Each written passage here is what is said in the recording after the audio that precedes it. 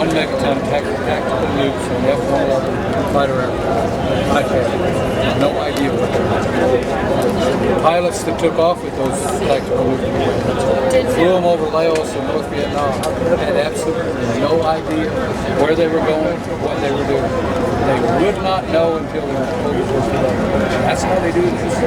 It's compartmentalization. There have been studies done. If anybody, y'all should look into Webster Tarpley. Okay, he's a foremost researcher on intelligence communities around the world in this whole compartmentalization structure of moles and patsies. Okay, they set up these patsies, all right, to do these jobs, and the patsies don't even know what they're being set up for. They think they're part of a drill. They think they're part of the drill, and then they have moles to control them and watch them and make sure they don't get busted by lower level law enforcement. Okay, all of these things. The actual number of people that were really in the know that day has by experts has been calculated to be probably less than 200. Not thousands, not millions, less than 200, maybe not even that many. But I'll tell you what, there were some people that were in that building strapping those thermate charges to those beams. And that's who we're going to go after. We're going to find out who they are. They powered down entire sections of the World Trade Center for 2 weeks leading up to 9/11. The security cameras were off.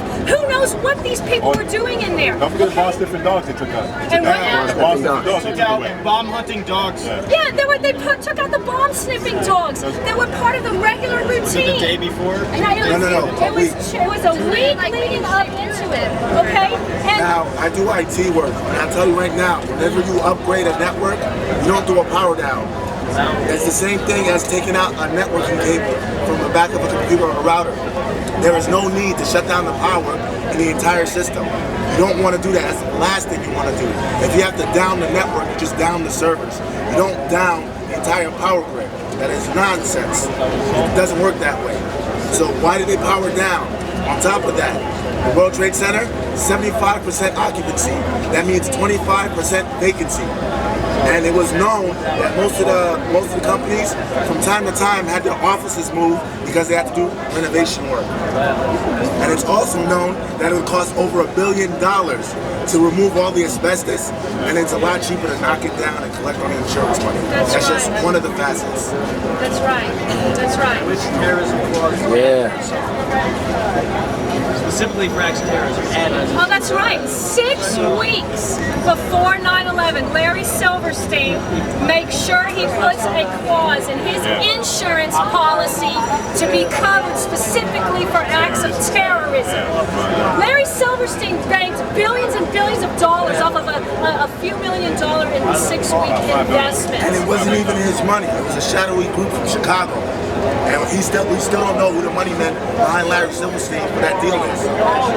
And notice, the only buildings, there were a lot of buildings in World Trade Center that were damaged that day. The only buildings that were completely pulverized to the ground were Larry Silverstein's. This is right across the street. Yeah, it's the Still City Hotel. standing. Yep. Mostly glass. Explain that. Yeah, I said the same thing. Post office, right against Building 7. Still standing. This was a co-op between elements of the military, the corporates, okay, and secret government intelligence entities and bankers, all right, funders. Who's funding this? Who's making the money off of it? Rothschilds, We already know who Red Shields, some of them are. Morgans. Rockefeller. And the put options, all the put options on the airlines. And they still haven't released Yeah, the put option, who did They just said, oh, they're not involved. That's it. That's one sentence. Right, and the 9/11 Commission won't chase down the money trail because they said themselves on the record it's of little significance. Yeah, the guy It's who of funded this. paramount We don't need to find the guy who funded this. It's not necessary. The government's failed to provide an official explanation for collapse. I mean, just 6 years after. Right, they're still floundering. They're trying to figure out what they're going to say. Yeah. How they going to explain it. I know you people are outside of these amendment pipes. If you want to listen to them, please step inside because it's starting to congregate out here. You've got to get the passengers through.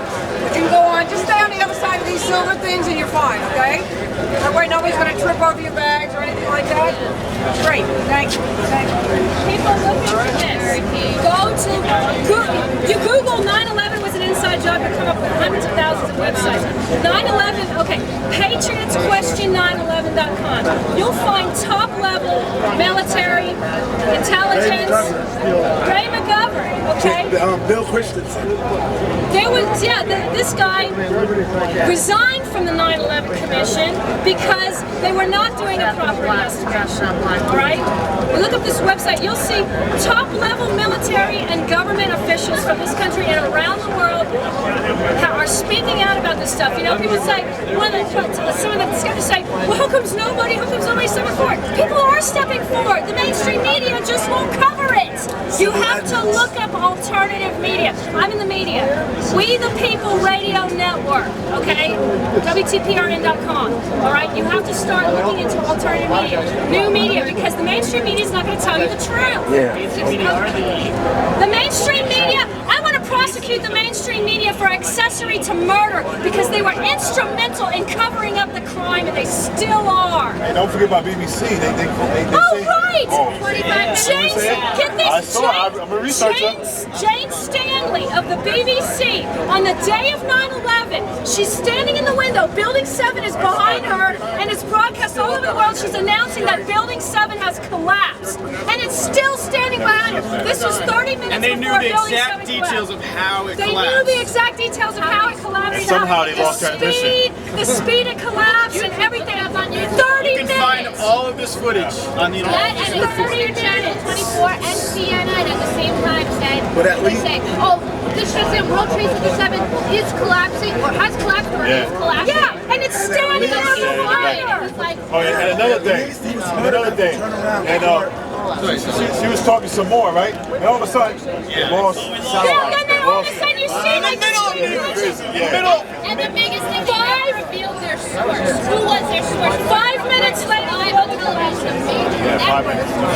Major networks do not report anything without legitimate source. How is that possible? How do you know the building? How do you know? Yeah, they were instrumental in the cover-up. Why are you making an ad hominem attack on her? Why can't you just the facts?